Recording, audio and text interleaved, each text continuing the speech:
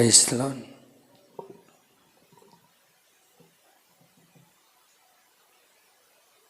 మన ప్రభువును మన రక్షకుడైన యేసుక్రీస్తు పరిశుద్ధమైన నామంలో ఈ ఆదివారపు ఆరాధనలోనికి చేరికూడి వచ్చిన నా దేవుని ప్రియులందరికీ కూడా నా నిండు హృదయపూర్వకమైన వందనాలు, దేవునికి స్తోత్రాలు.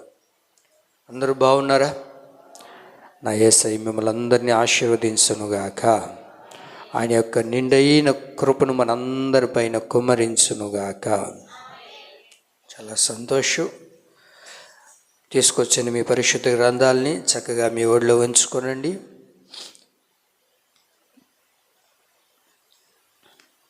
బైబిల్ తెరచి 73వ కీర్తన. ఈ కీర్తన గురించి మనందరికీ బాగా సుపరిచితమైన మాటలే ఉంటాయి. మనం చాలా సందర్భాల్లో చదువుకొని ఉంటాం. భక్తుడైన ఆసాపు తన దైనందిన జీవితాల్లో అనేక అనుభవాల్లో నుంచి దేవుడు అతన్ని తీసుకుని వెళ్తూ ఉన్నప్పుడు తన జీవితంలో ఏదైతే తను అనుభవించాడో, తన జీవితంలో ఏదైతే తను పొందుకొని ముందుకు కొనసాగాడో, ఎదురైన ప్రతి అనుభవాన్ని అక్కడ రాస్తూ భక్తులు మనకు చాలామంది కనబడుతూ ఉంటారు బైబిల్లో. వారి జీవితంలో దేవుడు ఏం చేశారో ప్రతి మేలును కూడా రాసి మన ముందు ఉంచారు. కారణం ఏంటంటే అవన్నీ కూడా మనకు ఒక మార్గదర్శకంగా చూపిస్తూ ఉన్నాయి. కాబట్టి మన దైనందిన జీవితాల్లో ప్రభు ఏదైనా ఒక మేలు చేస్తే మాత్రం మనం కప్పెట్టుకొని ఉంటాం, ఎవరికి చెప్పం, దాచిపెట్టుకుంటాం. ఏదైనా మేలు దేవుడు చేశారు అని అంటే ఆ మేలులు గురించి చెప్పాలన్నా, ఎవరికైనా పంచుకోవాలన్నా ఇప్పుడు సమయం కాదులే, చెప్తే ఎవరు వింటారులే, చెప్పకపోతే ఏమవుతుందిలే అనుకున్నట్లుగా జీవితాన్ని కొనసాగించుకుంటూ ఉంటాం. అయితే బైబిల్లో చాలామంది భక్తులు చూడండి, వారి దైనందిన జీవితాల్లో ప్రభు ఏ మేలు చేసినా అలా రాయడం, అలా పాడడం, ఆ తరువాత ప్రతిదీ వారు ఏది చేసినా బైబిల్లో దేవుడు రాసి ఉంచాడు. మరి మన దైనందిన జీవితాల్లో మనతో దేవుడు ఏం చేసినా, మన దైనందిన జీవితంలో ప్రభు ఏ కార్యాన్ని తలపెట్టినా మనం నలుగురితో పంచుకునే వారిగా ఉండాలి. దాని ద్వారా అనేక మందిని దేవుని వైపు త్రిప్పేవారిగా మనం మారాలి. అయితే కొన్ని విషయాలు మనం ఆసాపు గురించి గమనించగలిగితే ఇందులో అనేకమైన విషయాల్ని ఈయన రాస్తూ వస్తూ ఉంటారు. అలా రాసినప్పుడు దాంట్లో మనం ఏం చూడగలుగుతామని అంటే, నేను ఇంత భక్తి చేస్తూ ఉన్నాను, నా భక్తికి ఏ ఆశీర్వాదం లేదు, నేను ఇంత భక్తి మార్గాల్లో కొనసాగించబడుతూ ఉన్నప్పుడు, ఇంత నీతి నిజాయితీలతో జీవిస్తూ ఉన్నప్పుడు ఏం ఒరిగింది, ఏం జరిగింది అని అనుకుంటూ ఉన్నప్పుడు దేవుడు అతనికి ఒక దర్శనాన్ని కలగజేసి, ఆ దర్శనంలో దేవుడు ఎలాంటి కార్యాన్ని తనకు కలగజేశాడో కూడా అక్కడ బయలుపరుస్తాడు. అయితే మనం ఒక వాక్యాన్ని చదువుకుందాం. 73వ కీర్తన 23వ వాక్యాన్ని మనం చూడగలిగితే,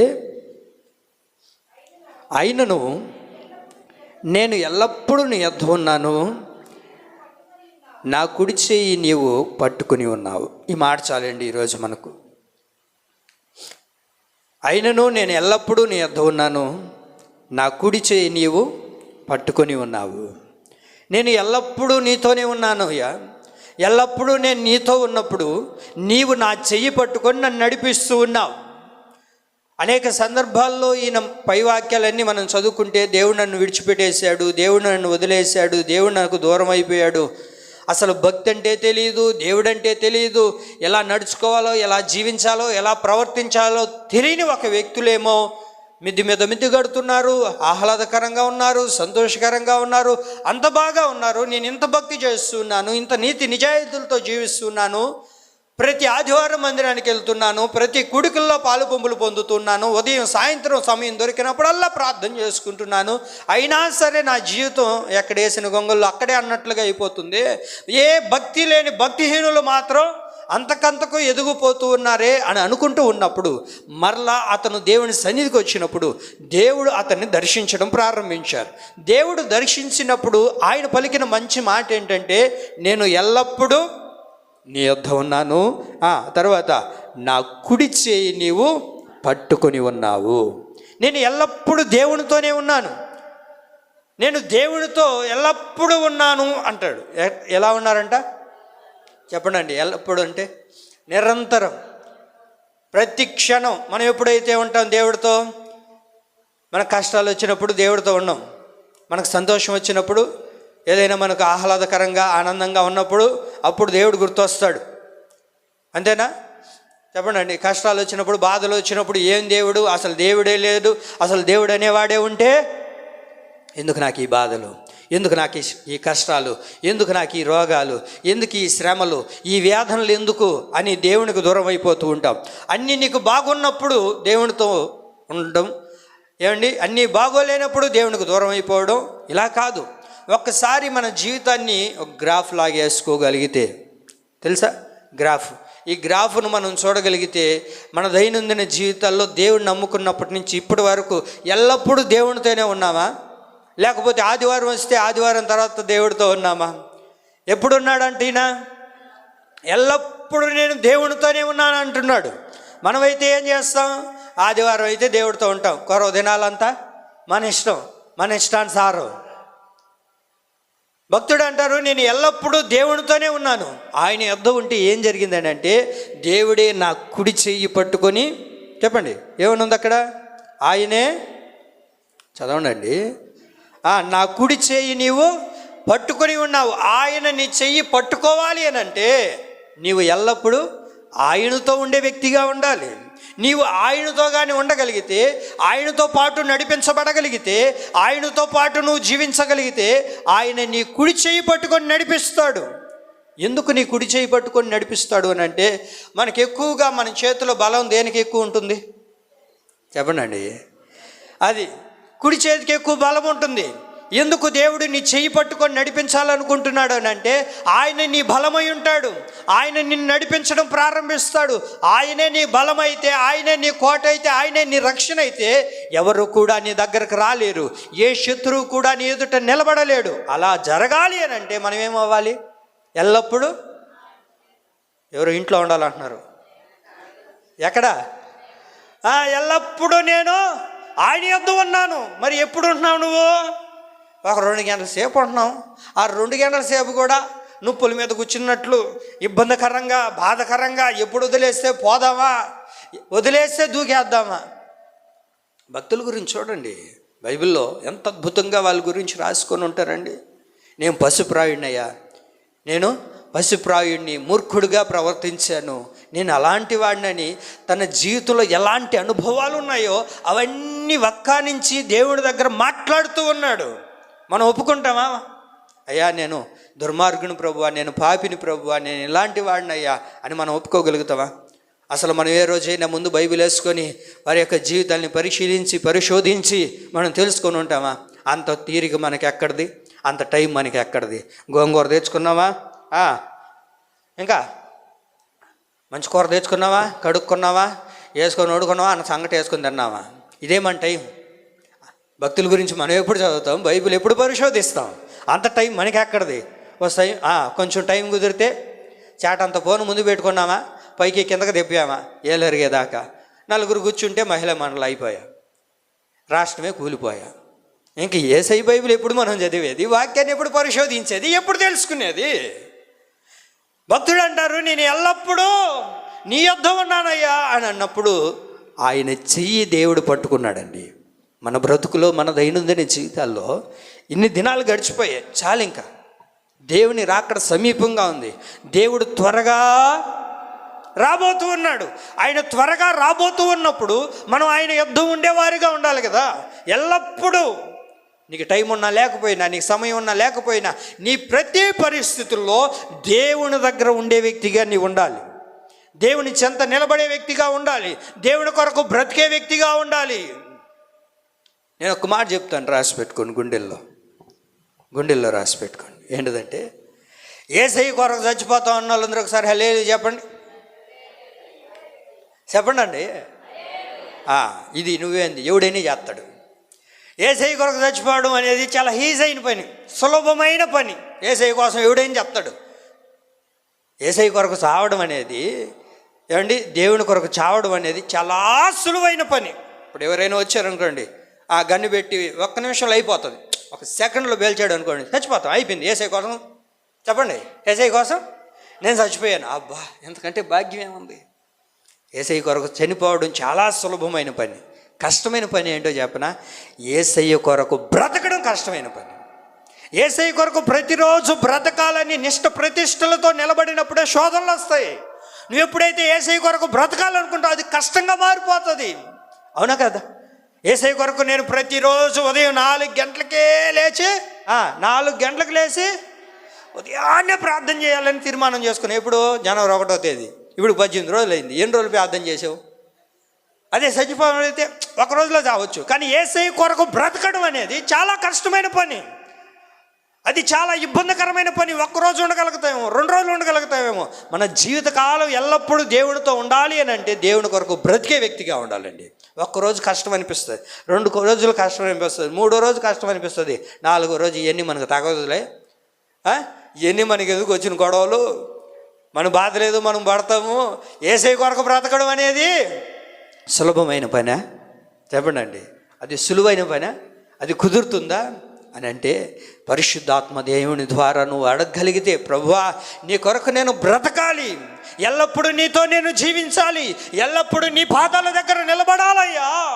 ఎందుకనంటే మనం ఎప్పుడైతే ఎల్లప్పుడూ ఆయనతో ఉంటామో ఆయన నీ కుడి చెయ్యి పట్టుకొని నిన్ను నడిపించడం ప్రారంభిస్తాడు. ఆమేన్. ఈ సంవత్సరం అంతా చెప్పండి, ఈ సంవత్సరం అంతా ఎల్లప్పుడూ నేను నీతో ఉండాలి ప్రభువా, నేను నీతో నడవాలి ప్రభువా, నీవు నన్ను పట్టి నడిపించు ప్రభువా. ఎల్లప్పుడూ మనము ఆయనతో పాటు ఉండేవారిగా ఉండాలి. ఎల్లప్పుడూ మనం ఉండగలుగుతామా? మనం ఉంటామా? భూమి మీద మనం ఎల్లప్పుడూ ఉంటామా? పేతురు రాసిన 1వ పత్రిక 1వ అధ్యాయం 24వ వాక్యం చూడండి. మనకు బాగా పరిచయమైన మాటే. పేతురు రాసిన 1వ పత్రిక 1వ అధ్యాయము 24వ వాక్యం. సర్వశరీరులు గడ్డిని పోలినవారు, వారి అందమంతయు గడ్డి పువ్వులే ఉన్నది. గడ్డి ఎండును, దాని పువ్వును రాలును, అయితే ప్రభు వాక్యము ఎల్లప్పుడూ నిలుచును. ఎల్లప్పుడూ నిలిచి ఉండేది ఏంటిది? నువ్వు నేను నిలబడం. నువ్వు నేను భూమి మీద ఎల్లప్పుడూ ఉండం, కానీ భూమి మీద ఎల్లప్పుడూ నిలబడేది ఏంటి? వాక్యం. వాక్యం ఏమై ఉంది? కృపా సత్య సంపూర్ణుడిగా మన మధ్యలోనే ఉంది. ఆయన శరీరధారి అయి కృపా సత్య సంపూర్ణుడిగా ఆ వాక్యమే మన యొద్ద ఉంది. ఆ వాక్యమే మన దగ్గరకు దిగి వచ్చింది. ఆయన ఎల్లప్పుడూ నీతో నిలిచి ఉంటాడు. నువ్వు నిలిచి ఉండలేను, ఇంక నా వల్ల కాదు అని నువ్వు అనుకుంటున్నావేమో. ప్రభువా ఈ 2026వ సంవత్సరంలో 2026వ సంవత్సరం 18వ రోజు ప్రభువా ఇంక మీదట ఎల్లప్పుడూ నేను నీతోనే ఉండాలయ్యా, ఎల్లప్పుడూ నీతోనే బ్రతకాలి ప్రభువా, ఎల్లప్పుడూ నీతోనే కొనసాగించబడాలి ప్రభువా, నిరంతరం నీ కొరకు నేను జీవించాలయ్యా, నిరంతరం నీ కొరకే నేను బ్రతకాలి ప్రభువా అని నువ్వు ప్రభువుని అడగగలిగితే, దేవుని యొక్క సహాయాన్ని నువ్వు అడగగలిగితే దేవుడు ఖచ్చితంగా ఎల్లవేళ ఆయన మనతోనే ఉన్నాడు. యోహాను సువార్తలో 1వ అధ్యాయంలో 1వ వాక్యం ఏముంది? ఆదిలో ఏముంది? వాక్యం ఉంది. ఆ వాక్యం ఏమైంది?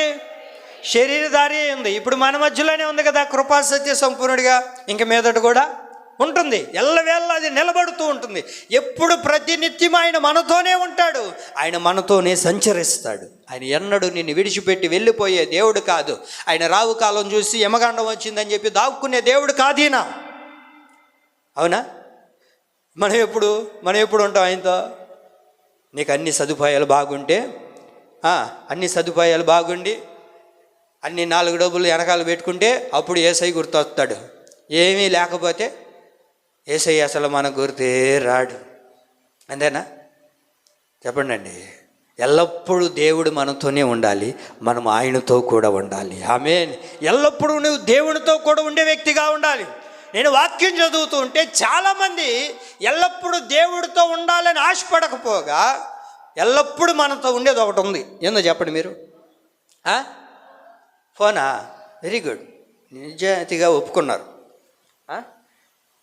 అంతకంటే ఒకటి ఉంది, ఎల్లప్పుడూ మనతోనే ఉంటుంది. అది ఫోన్ కంటే ఛార్జింగ్ అయిపోతే అప్పుడప్పుడు ఆడ పెడుతుంటాం.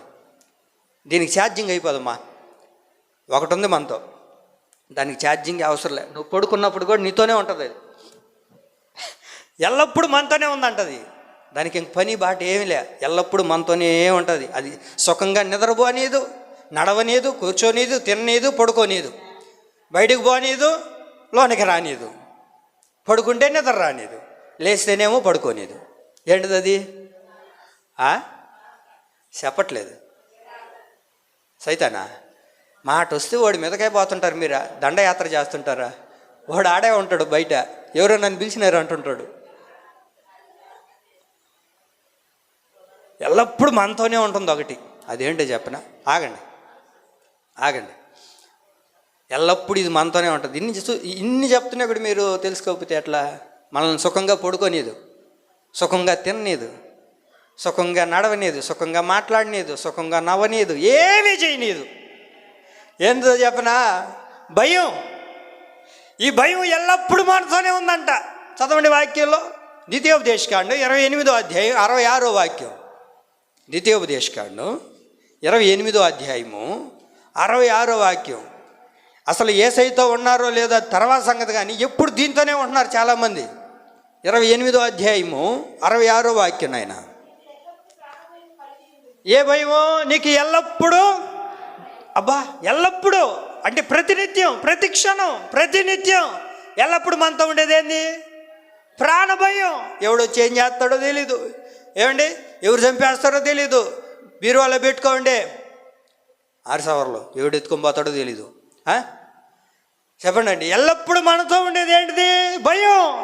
బయటికి పోవాలంటే భయం, లోనికి రావాలంటే భయం, నిద్రపోదామంటే భయం, లడ్డు తిందామంటే భయం, ఏమండి గుడ్లు ఉతకుదామంటే భయం, గుడ్లు నీళ్ళు తెద్దామంటే భయం, గ్యాస్ కాడికి పోదామంటే భయం, పేలిపోతుందని, బయట పోదామంటే భయం, ఎవడు వచ్చి నరికేస్తారని.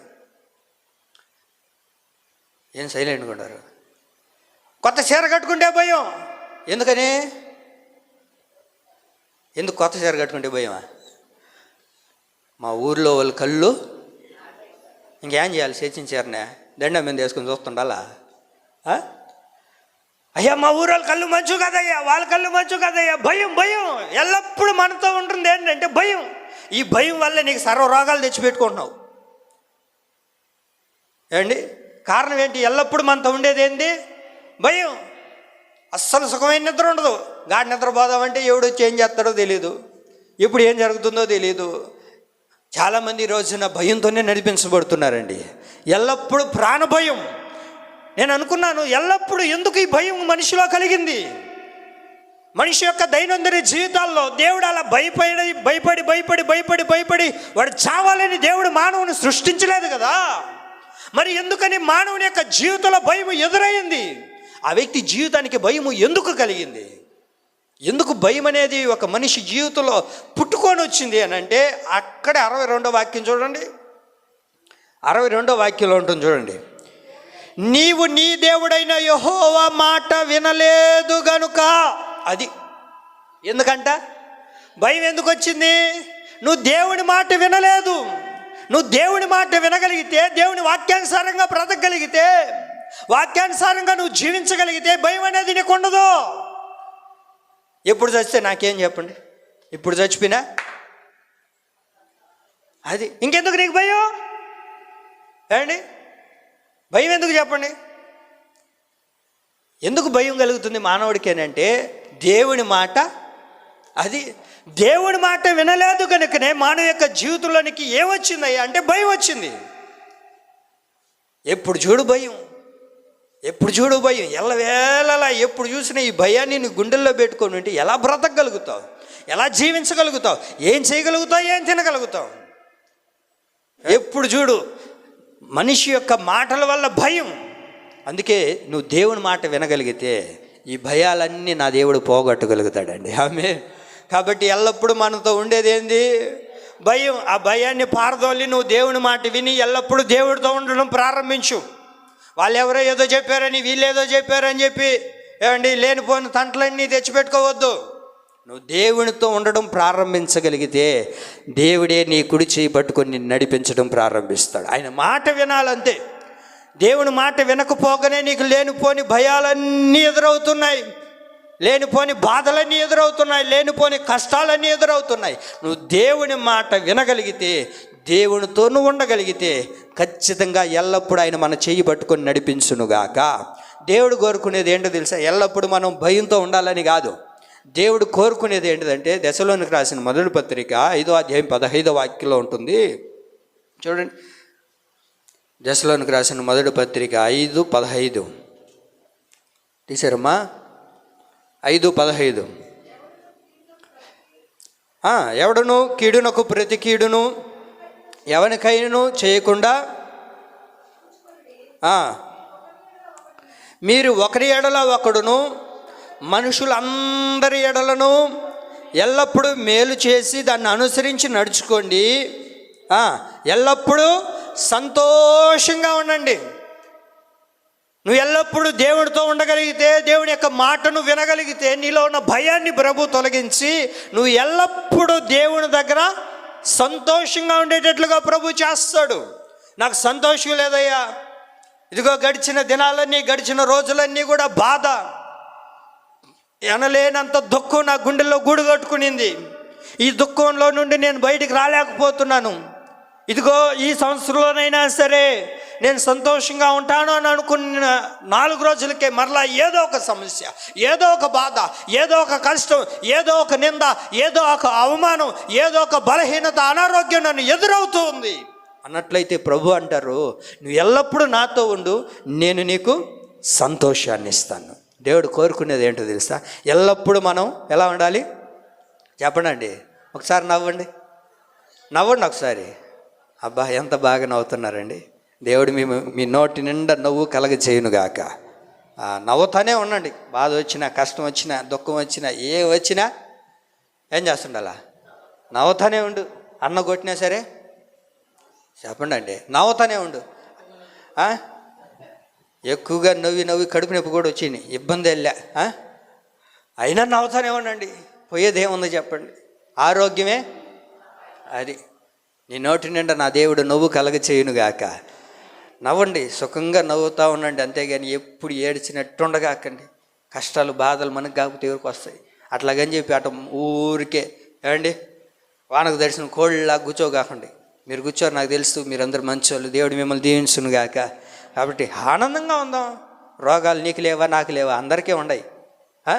ఒక్కొక్కరికి ఒక్కొక్క రోగం, చెప్పుకుంటే తరగవు, ట్యాబ్లెట్లు వేసుకుంటే తగ్గవు, డబ్బులేమో అయిపోతుంటాయి. మనం ఏం చేయలేము దానికి.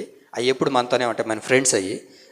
కాబట్టి వాటి గురించి ఆలోచించకుండా సంతోషంగా ఉన్నదాంతో తృప్తి పొంది దేవుని స్తుతించుకుంటూ ఏమండి ఇతరులకు మేలు చేస్తూ, కీడు చేయడం మానేసి ఇతరులకు మేలు చేస్తూ సంతోషంగా ఉందాం. అంతకంటే మహాభాగ్యం ఏముందో చెప్పండి. కాబట్టి ఎల్లప్పుడూ దేవుడు మన దగ్గర నుంచి కోరుకుంటుంది ఏదేంటంటే మనం సంతోషంగా ఉండాలని. ఆమేన్. ఎలా ఉండాలి? సంతోషంగా. అయితే ఎల్లప్పుడూ మనం ఆయనతో ఉండాలి అని అంటే ఏం చేస్తే ప్రభుతో మనం ఉండగలుగుతాం? ఎల్లప్పుడూ మనం దేవునితో ఉండగలుగుతున్నామా? ఎల్లప్పుడూ మనం దేవునితో ఎందుకు ఉండలేకపోతున్నాం? ఎల్లప్పుడూ దేవుడితో మనం ఉండాలి అని అంటే, ఎల్లప్పుడూ దేవునితో జీవించాలి అని అంటే, ఎల్లప్పుడూ ఆయనతో పాటు యుగయుగాలు మనం సంచరించాలి అని అంటే మనం ఏం చేయాలి అనే ఒక 3 మాటలు నేను చెప్పి త్వరగా ముగిస్తాను. మొదటి మాట, ఎల్లప్పుడూ మనం ఆయనతో ఉండాలి అని అంటే మనం ఏం చేయాలి? ఒకటిగా ఎల్లప్పుడూ మనము నీతి కలిగి ఉండాలి. ఏం చేయాలి చెప్పండి? ఎల్లప్పుడూ నీతి కలిగి ఉండాలి. 106వ కీర్తన 3వ వాక్యం. 106వ కీర్తన 3వ వాక్యం.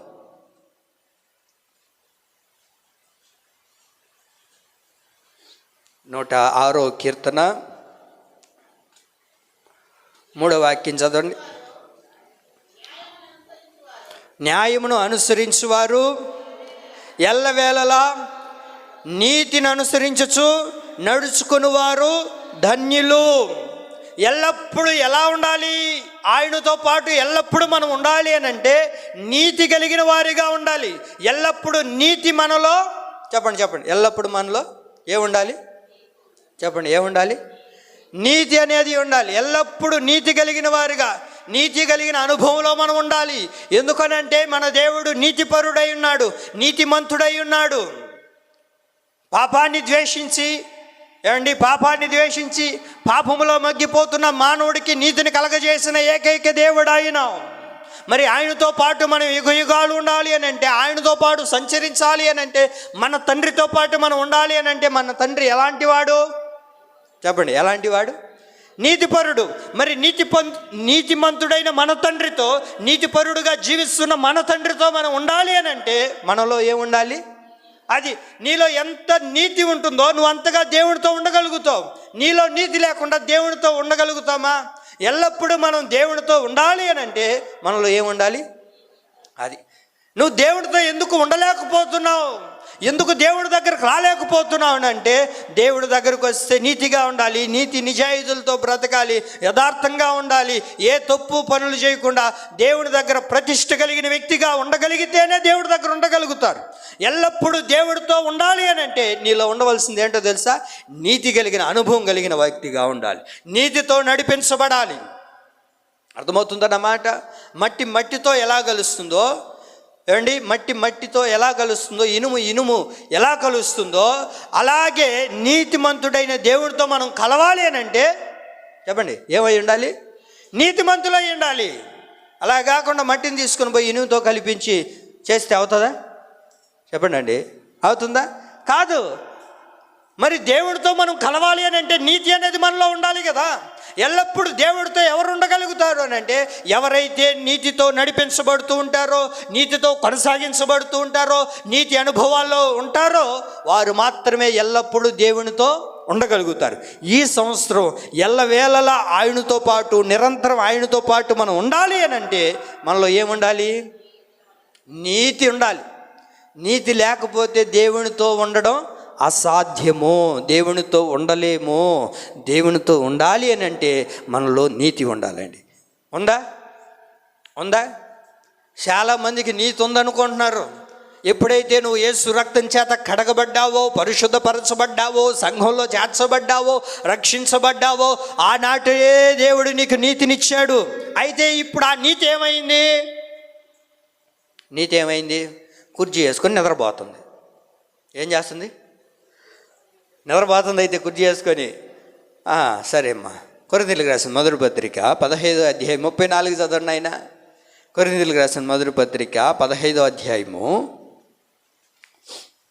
కొరింథీయులకు రాసిన మొదటి పత్రిక 15వ అధ్యాయము 34. నీతి ప్రవర్తన గలవారై ఏం చేయాలా?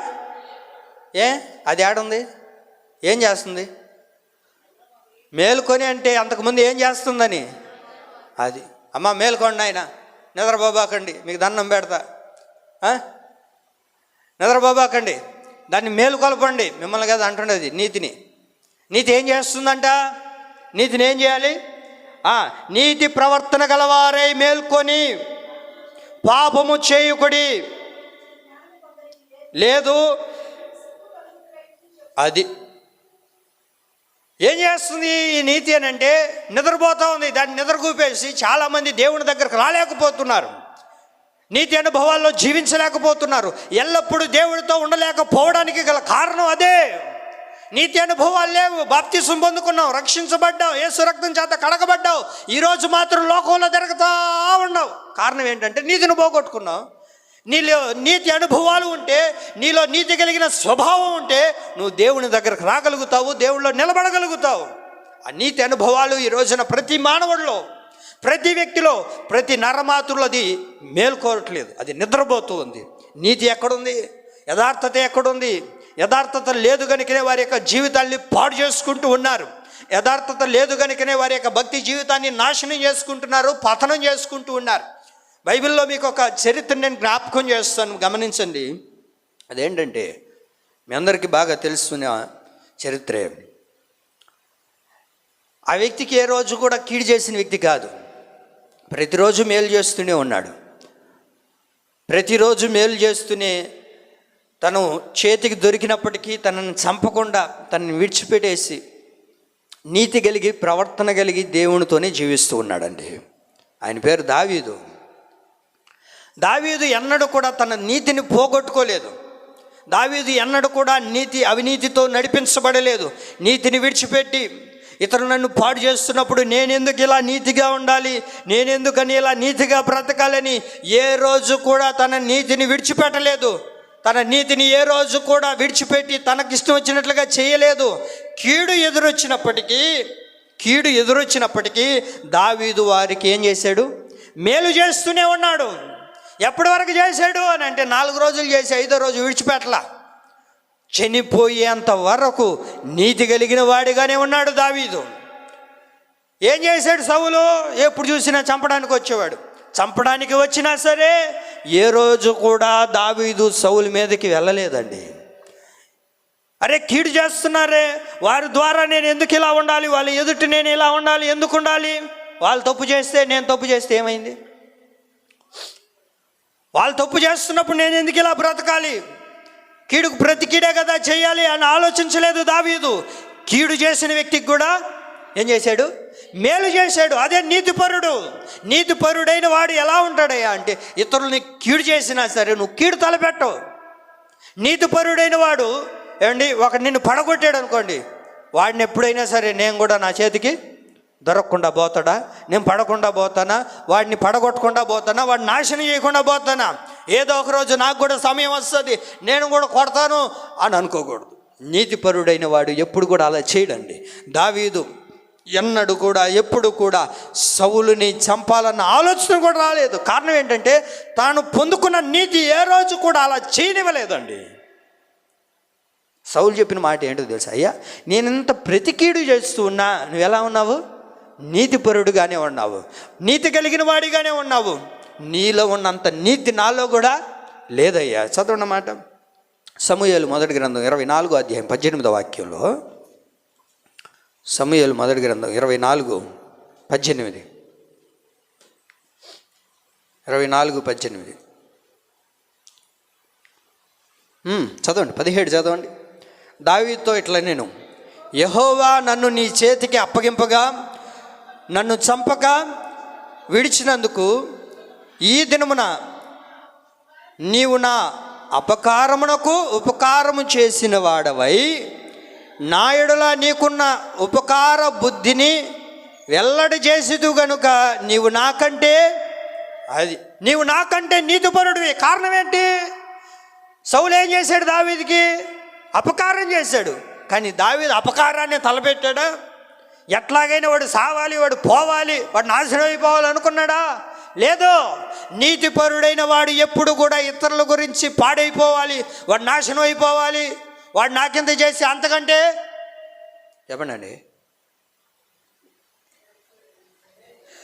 రెండింతలుగా జరుగుతాయి. మీరు యాక్షన్ చేస్తే కూడా చూపించకపోతే ఎట్టా? ఎప్పుడు మనకు డైలీ వాడుకలో ఉండే మాటలే కదా అయ్యి. దేవుడు అనేవాడు ఉన్నాడు. ఎప్పుడు మనకెవరైనా అపకారాన్ని తలబెట్టి మళ్ళీ వాడికి అదే అపకారం వస్తే దానికంటే ఎక్కువ వచ్చిందనుకో అప్పుడు అంటాం దేవుడు అనేవాడు ఉన్నాడు అనుకున్నావాక. చూసినా ఆ రోజు నన్ను ఎట్ట బాధ పెట్టినారా, ఈరోజు జరగకుండా పోతుంది అనుకున్నావా?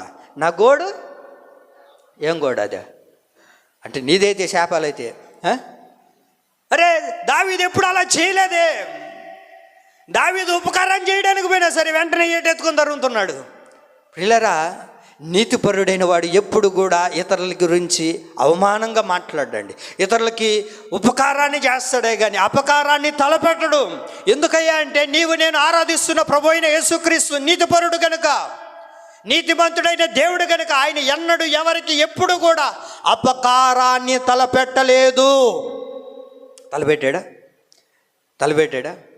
చెప్పండి. అరే నేను చస్తే, నేను పోతే, లేకపోతే నన్ను నమ్మితే ఇస్కరియోతు యూదా నువ్వు బాగుపడతావా? ఈ నాణ్యాలు తీసుకొని నువ్వు బాగుపడతావు అంటే తీసుకో, నా స్వావు ద్వారా నీకేదైనా ఇంకా నువ్వు అభివృద్ధి చెందుతావంటే అమ్మేసి. ప్రభువు ఒక మాట చెప్పాడు, అయ్యా నీ పనేదో చెయ్యి, పో త్వరగా పో అన్నాడే కానీ అరే నువ్వు నన్ను పట్టిపోతున్నావు నీకేమన్నా బుద్ధి ఉందా అని అన్నాడా? అనుకున్నాడు ఇస్కరియోతు యూదా. ఇంకా కానీ 4 రూపాయలు సంపాదించుకుంటే నా జీవితమే తలకిందులైపోతుంది, నన్ను తన్నేవాడు ఉండడు, నన్ను కొట్టేవాడు ఉండడు, ఇంకా నా బ్రతుకు మారిపోతుందిరా యేసయ్య నమ్మేస్తే అనుకున్నాడు. కానీ తెచ్చుకొని పెట్టుకున్న తర్వాత ఏమన్నా సుఖాన్ని అనుభవించాడా? ఏమండి యేసయ్య ఎలాంటి వారు అని అంటే ఏమండి ఏ రోజు కూడా ఇతరులకి అపకారాన్ని తలపెట్టినది లేడు కదా. మరి మనం కూడా ఆయన ఆరాధిస్తున్న బిడ్డలం కదా. ఏమండి ఆయన రక్తం చేత కడగబడిన వారం కదా. ప్రతి ఆదివారం ఆయన రక్తం మాంసంలో చేవేస్తున్న వ్యక్తులం కదా. మనలో ప్రవహిస్తున్నది యేసు రక్తం కదా. మనలో ఉన్నది ఆయన శరీరం కదా. మరి ఆయన నీతిమంతుడైనప్పుడు మనలో కూడా నీతి లేకపోతే ఎట్లాగా? నీతి అనుభవాలు లేకపోతే ఎలాగా? బ్రతికాం, ఇన్ని రోజులు బ్రతికాం, దాన్ని విడిచిపెడదాం. ఇంకనైనా ఎల్లప్పుడూ దేవుడితో ఉండాలి అని అంటే మనలో ఏముండాలి? నీతిమంతుడైన అనుభవంలో మనం నడిపించబడాలని. నీతి కలిగిన వ్యక్తి ఎప్పుడూ కూడా ఆయనతో పాటు యుగ యుగాలు ఉండగలుగుతారు.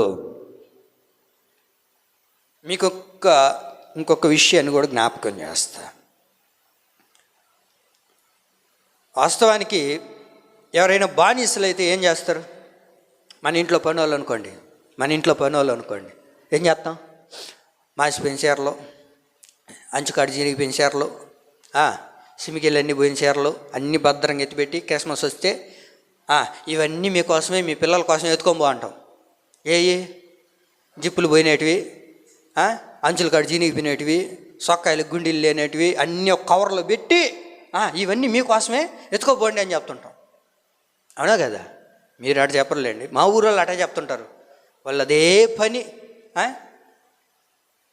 ఏమండి పాత పడిపోయినట్టు అన్నీ ఒక మూటలో కట్టి ప్రేమతో ఇచ్చినట్టు 3 రోజులు ఫ్రిడ్జ్లో పెట్టి ఇంక వీళ్ళు తినలేక అప్పుడు అప్పుడు ఇచ్చేస్తారు. ఎత్తుకొని తినబండి, మీరన్నా పిల్లలన్నా తినబండి. అది 3 రోజులు అయిపోయి ఉంటుంది. అప్పటికే 3 రోజులు అయిపోయి ఉంటుంది. అప్పుడు ఇచ్చి పంపిస్తుంటారు. ప్రేమ అనుకుంటున్నారా? బానిసలను అలాగే కదా చూస్తారు. మన ఇంట్లో ఎవరైనా పని చేస్తే అట్లాగే కదా చూస్తాం. కానీ బైబిల్లో చూడండి, ఏమండి బానిసలుగా వెళ్ళిన వారిని ఎప్పుడు కూడా వారు బానిసలుగా చూడలేదండి. వారిని బానిసలుగా చూడకుండా వాళ్ళకి మంచి ఫుడ్ పెడుతున్నారు. వీళ్ళు ఏదైతే తింటున్నారో బానిసలుగా ఉన్న వారికి కూడా అదే ఫుడ్ అంత ఆహ్లాదకరంగా ఉన్నప్పుడు వీళ్ళు ఏం చెప్పారు తెలుసా? అయ్యా, దేవుడి దగ్గర మేము ఒక నీతిని పొందుకున్నాం, మేము నీతి నిజాయితీలతో ఉన్నాం, దేవుడు మేము మీద ఉంచుకున్న నమ్మకాన్ని మేము విడిచిపెట్టాం. నువ్వేదో ఈరోజు ఏమండి మమ్మల్ని సింహాసనం మీద ఎక్కిస్తామని చెప్పి, లేకపోతే ఏదో కిరీటాన్ని తెచ్చిపెట్టావని, ఏదో ప్రేమను ఒలకపోస్తున్నామని చెప్పి మా నీతిని మేము విడిచిపెట్టాం. చెప్పారా? చెప్పండి, చెప్పారా? విడిచిపెట్టలేదే. దేవుడు వారికి కలగజేసిన నీతిని, వారు పొందుకున్న నీతిని, దేవుని కొరకు నీతి నిజాయితీలతో బ్రతకడం ప్రారంభించారు. అరే, మేము బానిసలం కదా, మేము దాసులం కదా, మరి ఈ ఆహారాన్ని పెడుతున్నారేంటి? ఆయన వేసి వాళ్ళు కూడా తిన్నారా? ఎవరోళ్ళు? షడ్రకు, మెషకు, అబేద్నెగోలు, దానియేలు తిన్నారంటండి? తినలేదు. ఎందుకు తినలేదు? వారు పొందుకున్న నీతిని బట్టి మాకు ఇది అవసరం లేదు, మేము ఇది చెయ్యం, ఇది మాకు అక్కర్లేదు. మా దేవుడు మాకంటూ ఒక నీతిని కలగజేశాడు. దేవుడు మాకు ఒక నీతిని కలగజేశాడు. మేము నీతిమంతుడైన దేవుడిని ఆరాధించే వాళ్ళమి, నీతిమంతుడైన దేవుడిని మేము పూజించే వాళ్ళమి. ఈరోజు ఏదో మీరు మమ్మల్ని పొగిడారని చెప్పి, ఈరోజు ఏదో మమ్మల్ని మిద్దుల మీద ఎక్కించి తిప్పారని చెప్పి మీకోసం మా నీతిని విడిచిపెట్టాం. రాజా, చావనైనా చస్తాం కానీ మా నీతిని మేము వదులుకోం. ఎవడో 4 రూపాయలు ఇస్తే, లేకపోతే ఎవరో ఏదో మనల్ని మెప్పిస్తే, లేకపోతే ఎవరి కోసమో నైటీలు వేసుకొని డ్యాన్సులు వేస్తే సరిపోతుందా? తమాషలుగా ఉన్నాయా? ఆటలాడుతున్నావా నువ్వు దేవుడితో? వేసాడు అనుకో, ఎగిరిపోతాం మనం. చెప్పకపోతే ఎట్లా? ఎవరిని మెప్పించడానికి, ఎవరి ఆనందం కోసం తిరుగుతున్నావు నువ్వు? ఎవరిని మెప్పించడానికి? చూడండి ఎంత అద్భుతమైందండి యవనస్తులు బైబిల్లో. వారి నీతిని పోగొట్టుకోలేదు, వారి నీతిని విడిచిపెట్టలేదండి. షడ్రకు, మెషకు, అబేద్నెగోలు, దానియేలు ఎక్కడ కూడా అయ్యా మేము ఎవరివి? దాసులం కదా, మేము బానిసలం కదా, మరి మాకేంటి పెడుతున్నారు అని చెప్పి తినేసి శుభ్రంగా వాళ్ళకి భజన చేస్తా కూర్చోలా. మీ ఆహారం ఎవడికి కావాలా? నీ చిల్లర డబ్బులు ఎవడికి కావాలా? నీ మెప్పులు ఎవడికి కావాలా? దేవుడు నాకంటూ ఒక నీతినిచ్చాడు. నేనెవరిని? క్రైస్తవుణ్ణి, యేసయ్యను నమ్ముకున్న వాడిని. చావనైనా దత్తాను కానీ ఎన్ని జనుల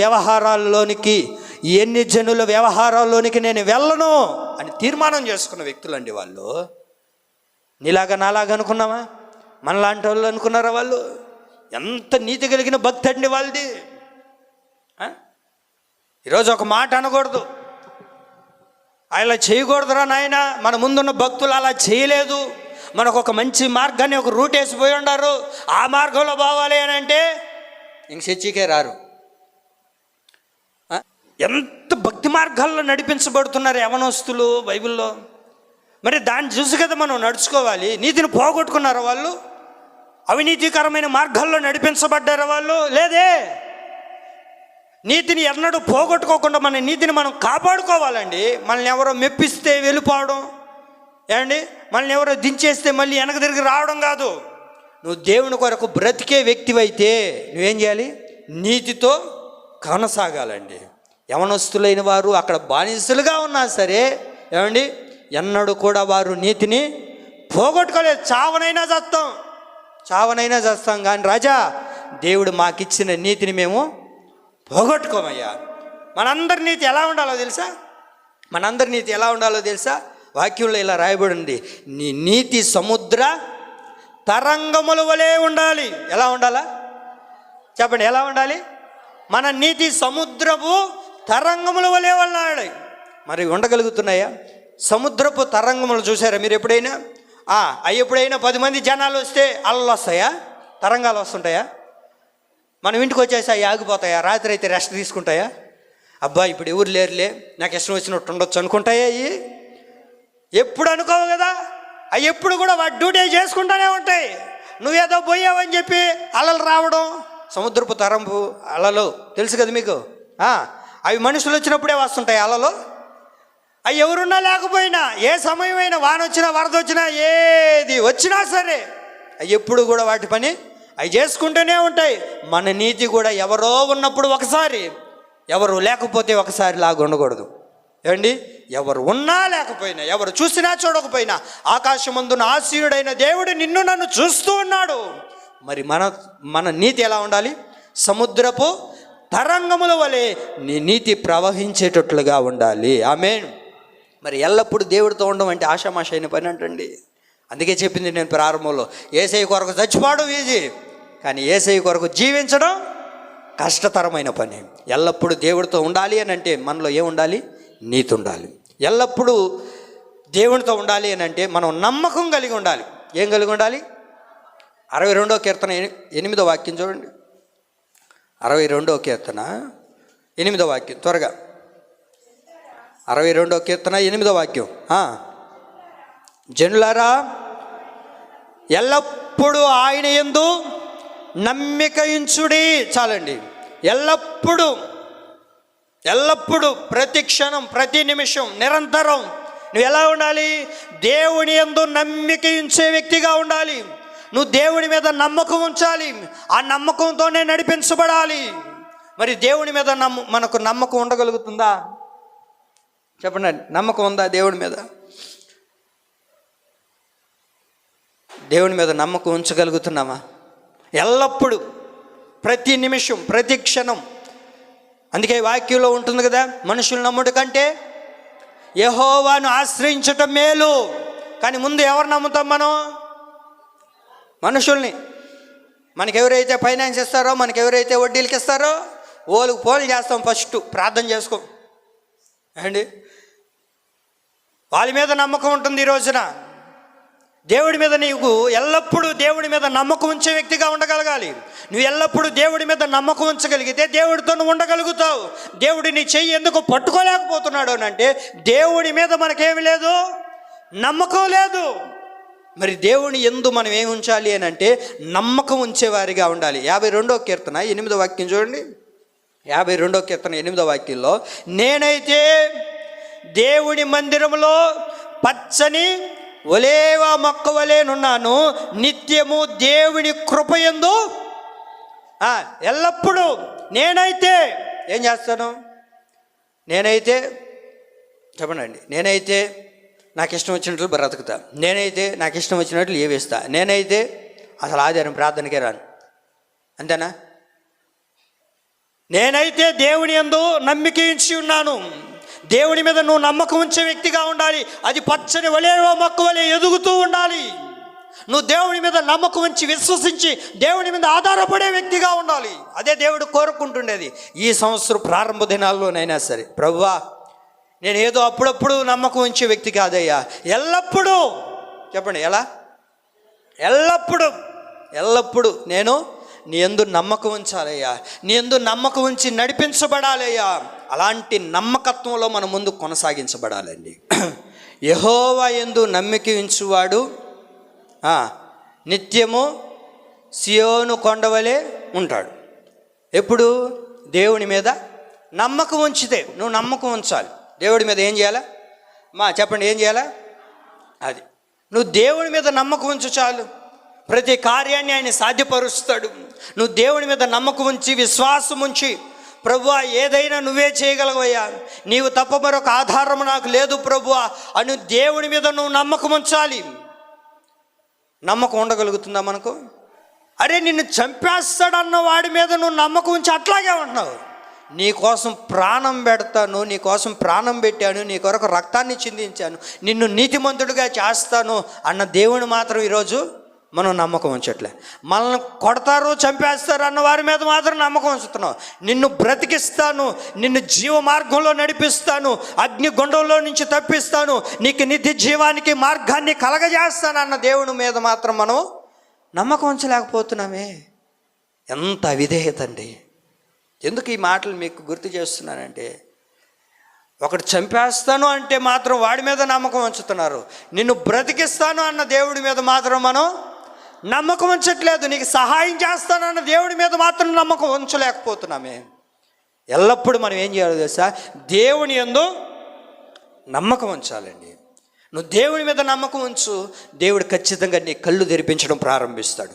నువ్వు చూడలేనన్ని గొప్ప కార్యాలు దేవుడు నీకు చూపించడం ప్రారంభిస్తాడు. ఈ సంవత్సరంలో నువ్వు ఎన్నో గొప్ప కార్యాలు చూడాలని ఉన్నావు, కానీ అవన్నీ చూడలేకుండా పోవడానికి గల కారణం ఏంటంటే నీ మనోనేత్రాలు మూయబడ్డాయి, నీ ఆత్మీయ నేత్రాలు మూయబడ్డాయి. అవి తెరవబడితే ఈ సృష్టిలో ఉన్న ప్రతి కార్యాన్ని నువ్వు పొందుకునేటట్లుగా ప్రభు చేస్తాడు. యేసయ్య ప్రారంభ దినాల్లో యేసయ్య దగ్గరకు ఇద్దరు గుడ్డోళ్ళు వచ్చారు. ఇద్దరు గుడ్డి వాళ్ళు వచ్చి, అయ్యా మాకు చూపివయ్యా, మేము గుడ్డోళ్ళవి, మేము చూడలేకపోతున్నాం అని అడిగినప్పుడు దేవుడు ఒక మాట అన్నాడు ఆ గుడ్డి వారితో. ఏమన్నారో తెలుసా? మీరు నమ్ముచున్నారా అని అడిగాడు. ఏమడిగాడు ప్రభు? మీరు నమ్ముచున్నారా నేను ఈ కార్యాన్ని చేయగలనని, ఈ సంవత్సరంలో నీ జీవితంలో అద్భుతాలు చూడబోతున్నావని, ఈ సంవత్సరంలో నేను చేసిన ప్రతి ప్రమాణాన్ని, ఈ సంవత్సరంలో నువ్వు పొందుకున్న ప్రతి వాగ్దానాన్ని, ఈ సంవత్సరంలో ప్రతి మాటను నీ జీవితంలో నేను నెరవేరుస్తానని నువ్వు నమ్మితే ఆ మాట ప్రతిదీ నా దేవుడి ఈ సంవత్సరంలో నెరవేర్చునుగాక. ఇప్పుడు నమ్ముతున్నానయ్యా అని చెప్పిన తర్వాత ఇంటికి పోయిన తర్వాత అసలే మర్చిపోయినావు అనుకో, ఇంకేం ఉపయోగం? ఏమండి ఈ సంవత్సరపు వాగ్దానం ఏంటి? Very good. ఏంటిది? నా దూతను నీకు ముందుగా పంపుచూ ఉన్నానని ప్రభు వాగ్దానం చేశాడుగా. అది నీ మనసులో పెట్టుకో, దాని మీద నమ్మకం ఉంచు. నేను ఎక్కడికి వెళ్ళినా నాకు ముందు ఎవరు వస్తున్నారో అది అంతేనా కదా? నువ్వు ముందు వెళ్తే నీకంటే ముందుగా ఎవరు వెళ్తున్నారు? ఆయన దేవదూతలు. ఇప్పుడు ఎవరైనా పెద్ద అధికారి వచ్చాడు అనుకోండి, ఆయనకంటే ముందు ఎవరు వస్తారు? ఒక పెద్ద అధికారి వస్తున్నాడు అనుకోండి, ముందు ఎవరు వస్తుంటారు? సెక్యూరిటీ గార్డులు. చెప్పండి, వస్తారా? పోలీస్ ఆఫీసులు అందరూ వచ్చి అక్కడ ఉన్నటువంటి సర్దుమణిగించి అన్ని నీట్గా నిమ్మలంగా చేసి పెడతారు. మరి ఈ భూలోకంలో ఉండే వాళ్ళకి అంతుంటే, సాక్షాత్తు ప్రభు అయిన యేసుక్రీస్తు సర్వాన్ని సృష్టించిన ఆ దేవుని యొక్క బిడ్డలం కదా మనం. మరి మనకి ఎంత ఉండాలా లేదా? ఖచ్చితంగా ఆయన ఉంచుతాడండి. నువ్వు విశ్వసించడం, నమ్మడం ఒక్కటే. అయితే ఎప్పుడైతే ఆ గురుడివారు అయ్యా నమ్ముచున్నాము అని అన్నారో, దేవుడు వారి కన్నులు తెరిపించడం ప్రారంభించారు. ఈ సంవత్సరంలో ఎన్నో కార్యాలు ప్రభు నీ జీవితంలో చేసి అవి నువ్వు చూసేటట్లుగా ఉండాలి అని అంటే దేవుని యందు మనము నమ్మకం ఉంచాలి. ఒక్క మాట చెప్పి ముగిస్తా. చెప్పమంటారా వద్దా? చెప్పమంటారు. ఓకే, మూడో మాట చెప్పుకొని మనం త్వరగా ముగించుకుందాం. 34వ కీర్తన 1వ వాక్యం. 34వ కీర్తన అందరు చదవండి.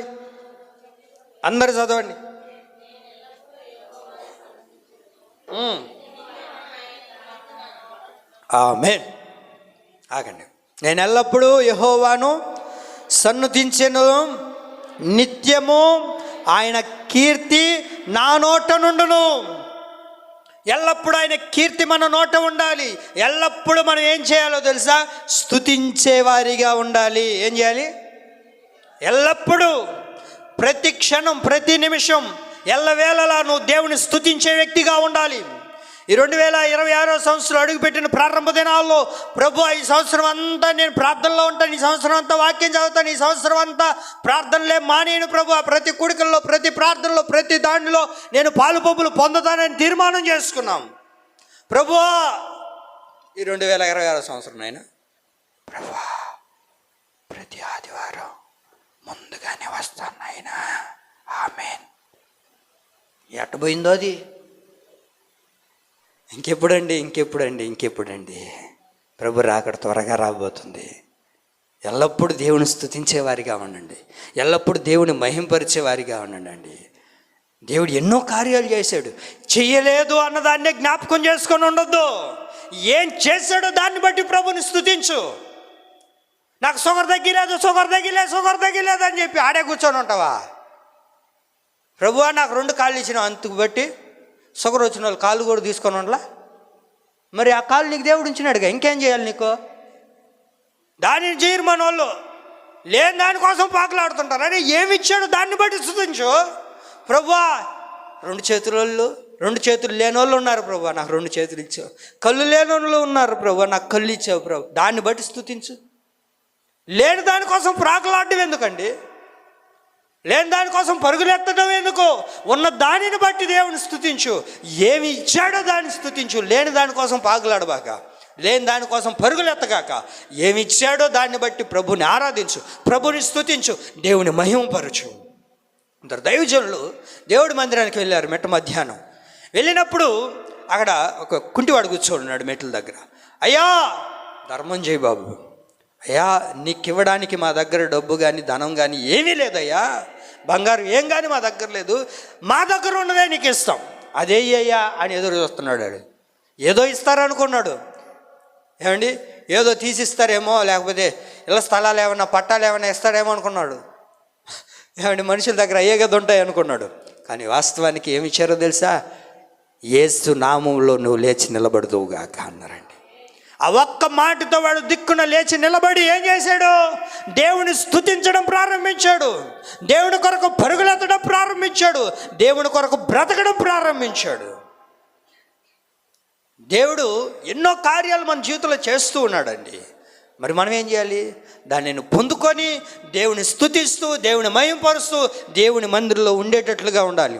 అంతేగాని మేలులు పొందుకున్న తర్వాత, బాగైపోయిన తర్వాత, ఆరోగ్యం వచ్చిన తర్వాత దేవుని విడిచిపెట్టి నీ సంతోషాల కోసం, నీ బాగోగుల కోసం, నీ ఆనందాల కోసం తిరిగితే ఎట్లాగా?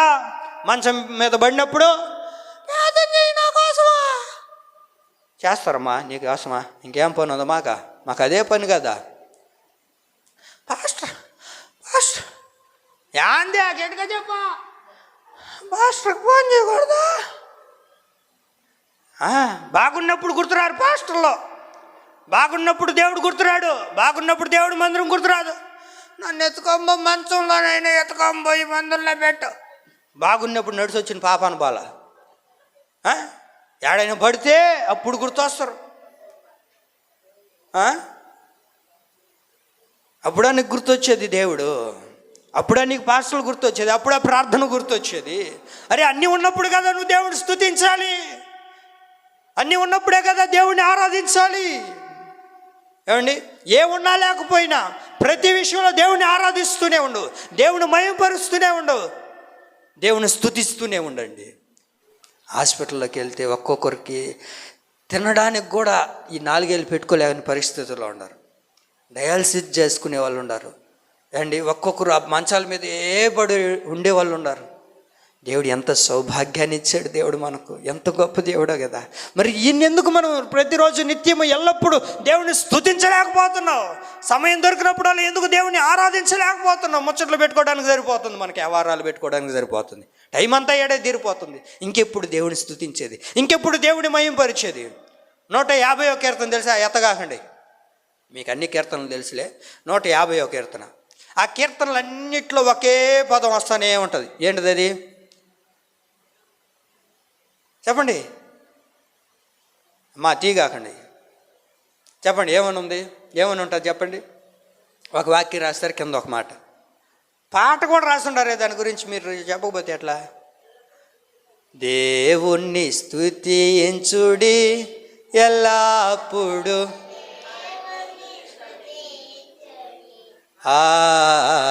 దేవుణ్ణి స్తుతించుడి బాగలేనప్పుడే దేవుణ్ణి, అంతేనా?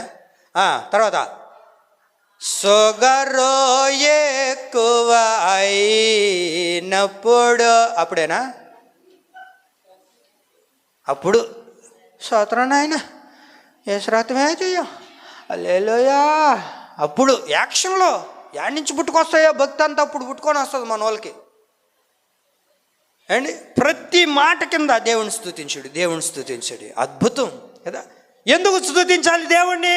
ఒక్క మాటలో కొట్టు పెడతాడు భక్తుడు, దేవుని స్తుతించుట మంచిది. అంతే. నీకు లాభం వస్తుందనో నష్టం వస్తుందనో లేకపోతే నువ్వు సుఖంగా ఏం అక్కర్లేదు, దేవుని స్తుతించడం, దేవుని స్తుతించడం మంచిది అంతే.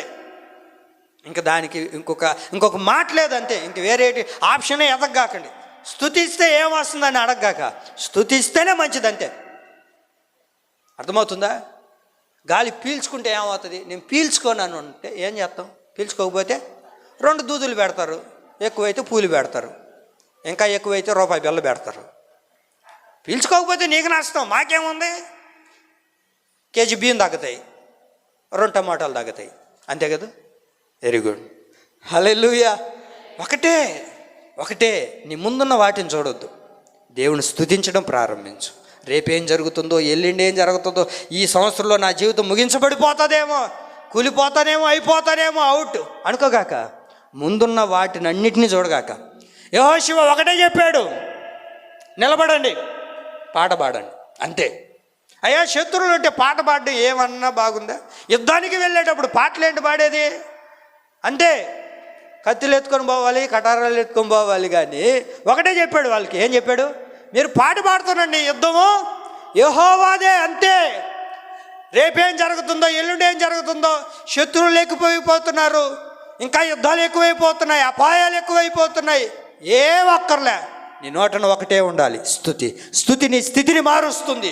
నువ్వు ఎప్పుడైతే దేవుని స్తుతిస్తుంటావో అది నీ బ్రతుకును మారుస్తుంది. నువ్వు ఎప్పుడైతే దేవుని స్తుతిస్తావో నీకు ఆరోగ్యాన్ని కలగజేస్తుంది. ఎప్పుడైతే నువ్వు స్తుతిస్తూ ఉంటావో నీ సమస్యలన్నిటి నుంచి గట్టెక్కించగలుగుతుంది. నువ్వు స్తుతిస్తూ ఉండు, నువ్వు స్తుతితోనే ప్రారంభించబడుతూ ఉంటే నీ జీవితాన్ని అద్భుతకరంగా మారుస్తుంది. నువ్వు స్తుతిస్తూనే ఉండు, ఎన్నడూ వెళ్ళని ఒక నవనూతనమైన అద్భుతమైన మార్గాల్లో ఈ స్తుతి నిన్ను తీసుకొని వెళ్ళడం ప్రారంభిస్తుంది. ఎల్లప్పుడూ ఏం చేయాలా? దేవుణ్ణి స్తుతిస్తూనే ఉండు, దేవుని మహింపరుస్తూనే ఉండు, అంతే. లేని దానికోసం ప్రాకులాడి బాధపడడం కన్నా ఉన్నదానితో తృప్తి పొంది సంతోషంగా దేవుని ఆరాధించుకుందాం, దేవుని స్తుతిస్తూ ఉందాం. అలా ఉన్నవారే ఎల్లప్పుడూ దేవునితో ఉండగలుగుతారు. ఎవరు ఉండగలుగుతారని చెప్పాను? చెప్పండి. నీతిమంతులు ఎల్లప్పుడూ దేవునితో ఉండగలుగుతారు. రెండోది, ఎల్లప్పుడూ నమ్మకంగా ఉండేవారు దేవునితో ఉండగలుగుతారు. ఎల్లప్పుడూ దేవుని స్తుతించేవారు ఆయనతో ఉండగలుగుతారు. ఆయనతో ఉంటే ఆయనని చెయ్యి పట్టుకొని ఈ సంవత్సరం అంతా నా దేవుడు నడిపించునుగాక. పరిశుద్ధాత్మ దేవుడు ఈ మాటలన్నీ మనం ఇరికిడిలో నీరు కట్టి ఫలింపజేయునుగాక. ఆమె. మోకరిద్దాం.